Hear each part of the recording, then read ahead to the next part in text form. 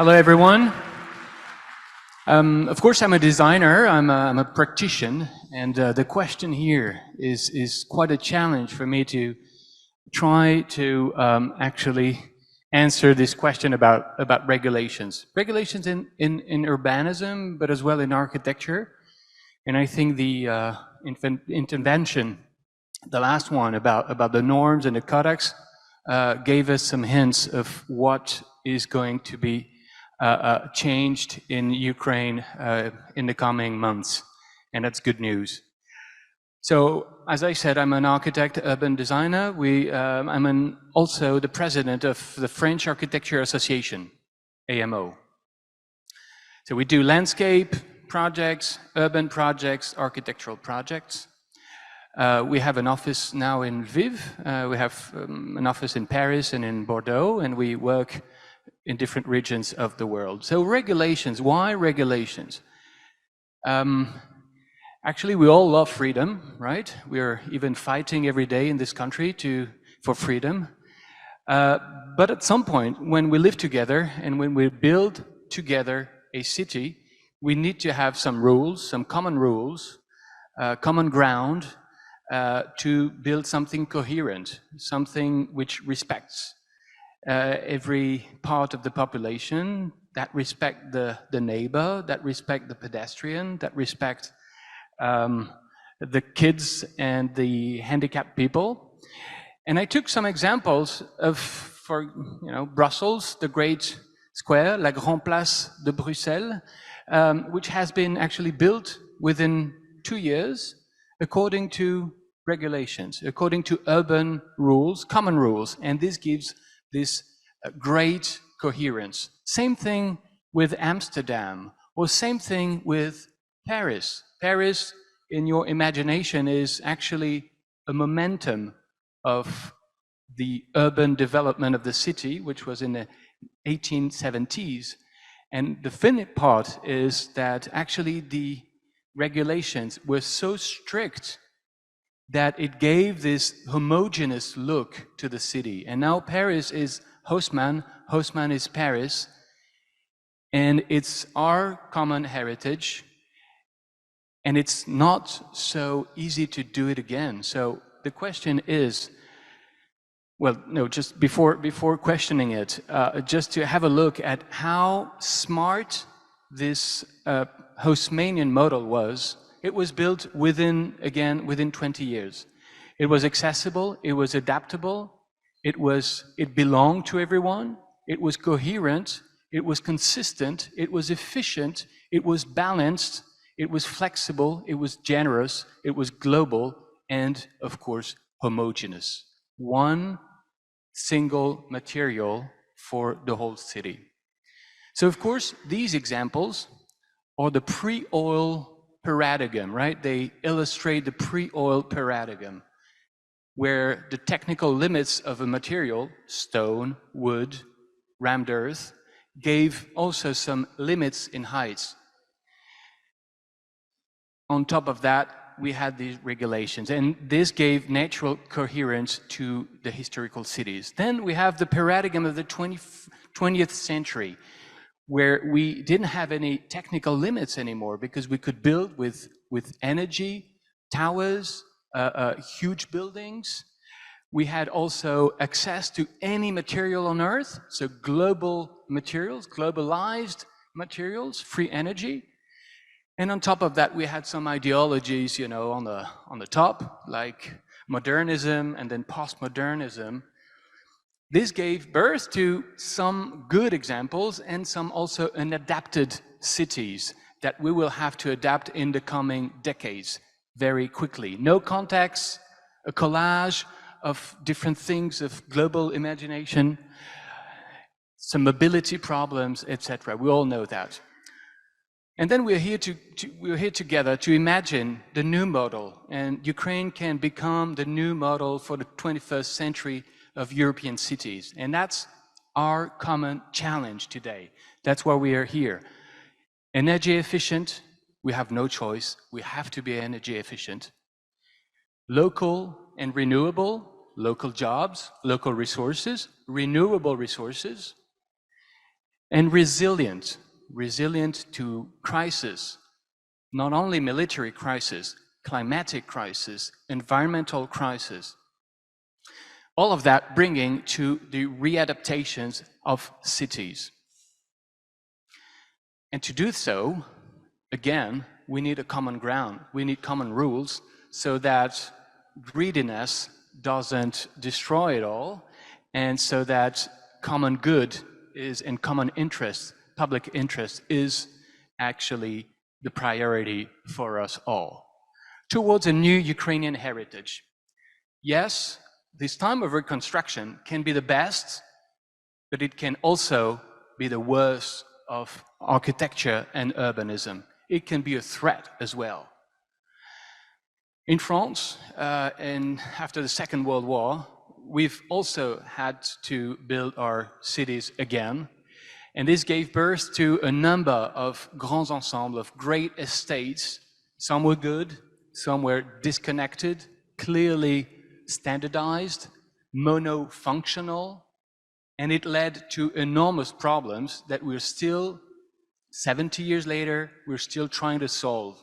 So half of my job, I have to be honest, half of my job in France is to take care of these great estates from the 50s, from the reconstruction. So let's try to avoid that in Ukraine, of course. We have, luckily, some good examples of reusing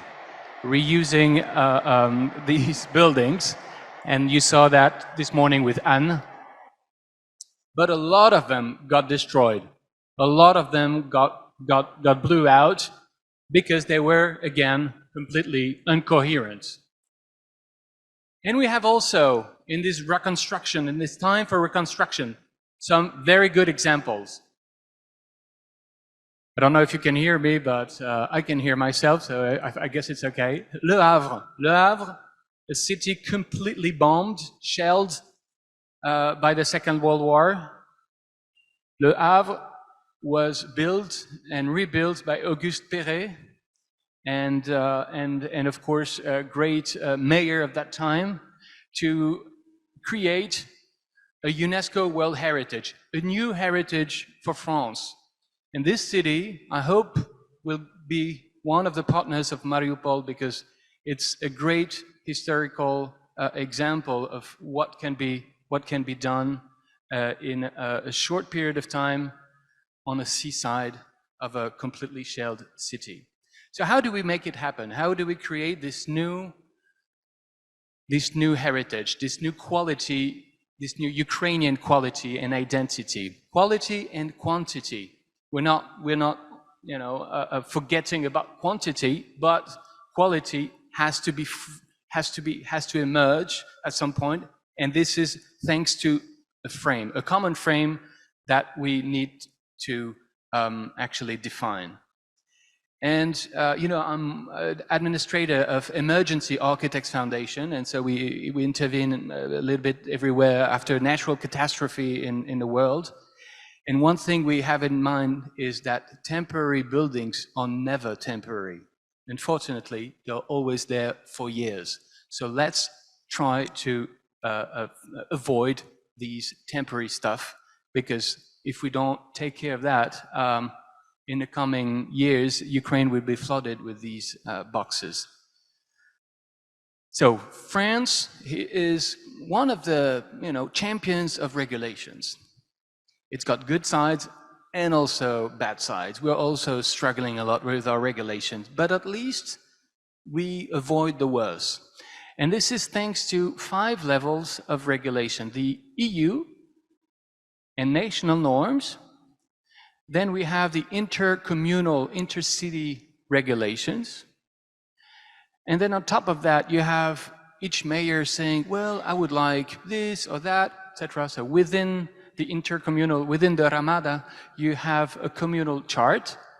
And then according to where your plot is, if your plot is in a larger development project, you have a guide plan.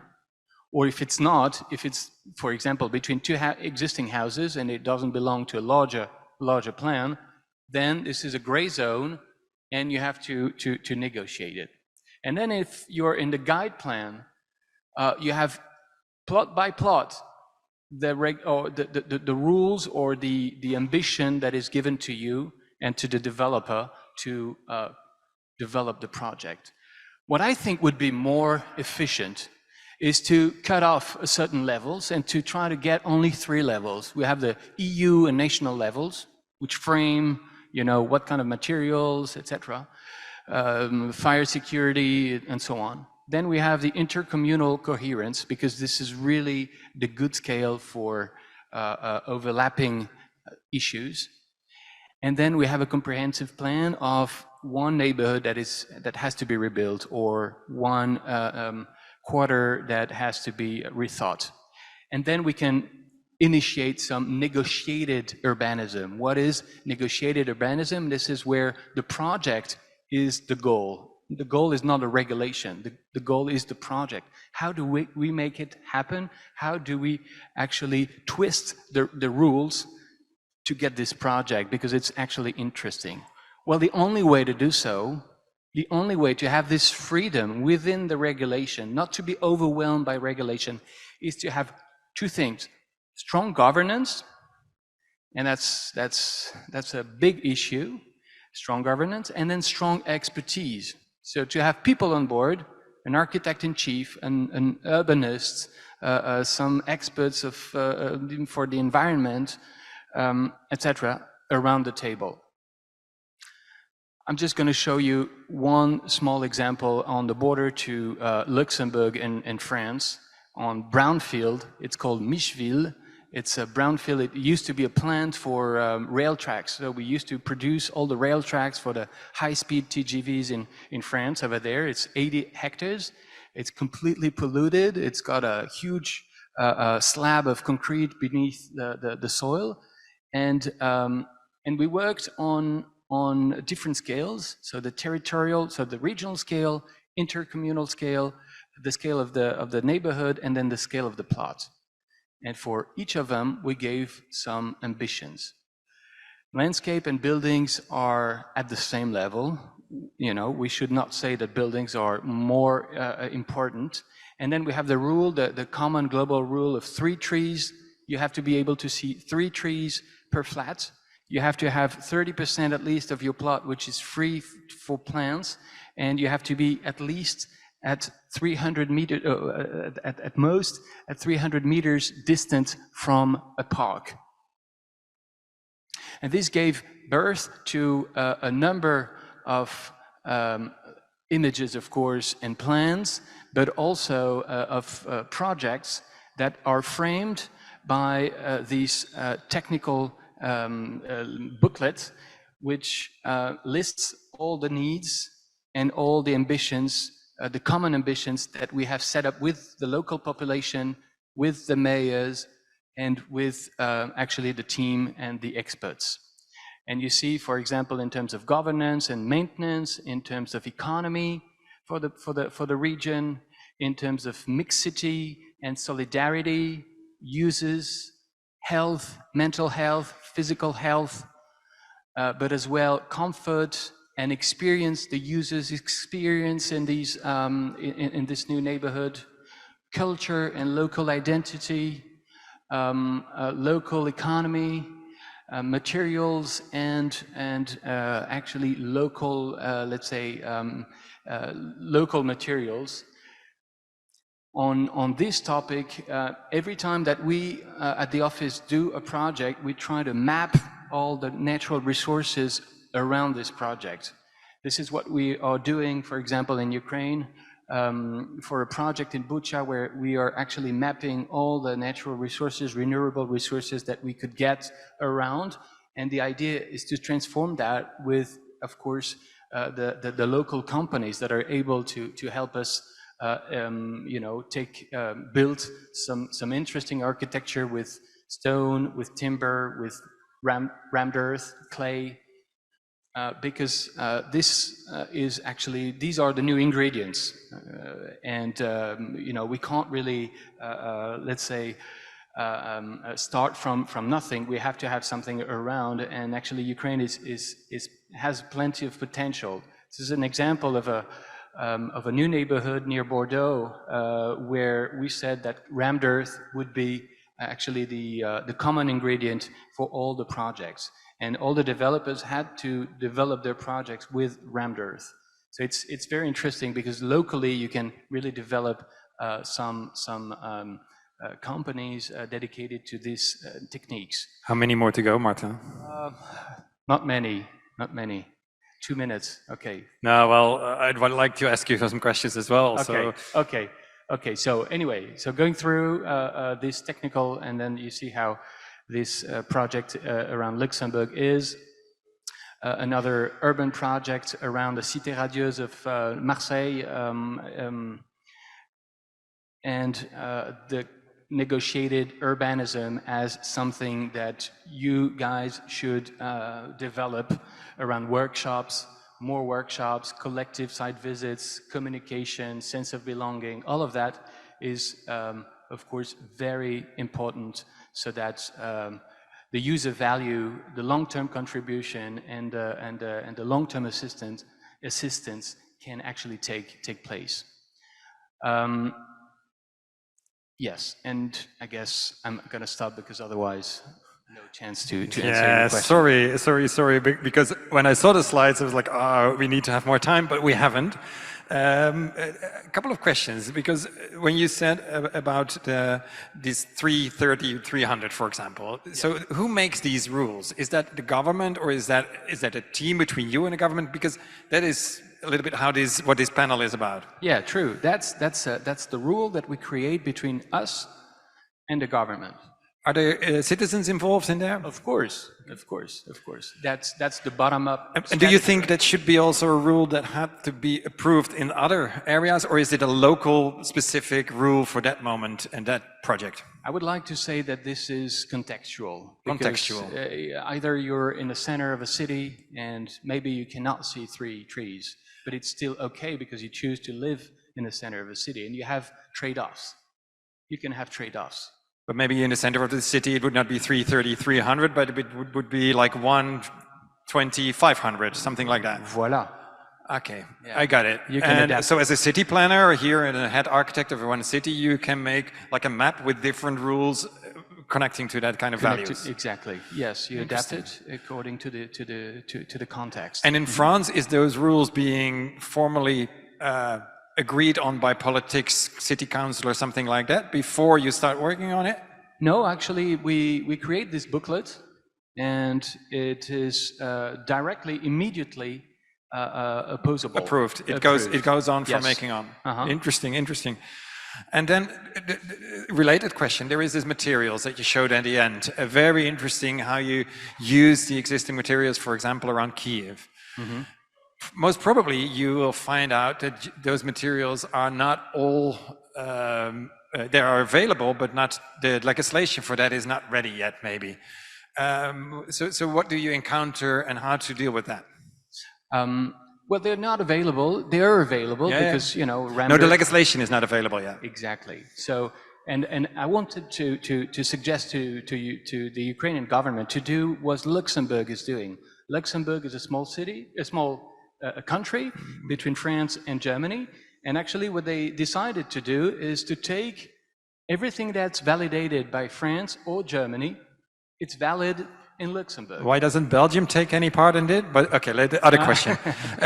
Okay, that's interesting. So they just copy what is being taken. Yeah, exactly. So they don't have to repass all the tests, all the So the legislation, and because what is the legislation about? I mean, a little explanation.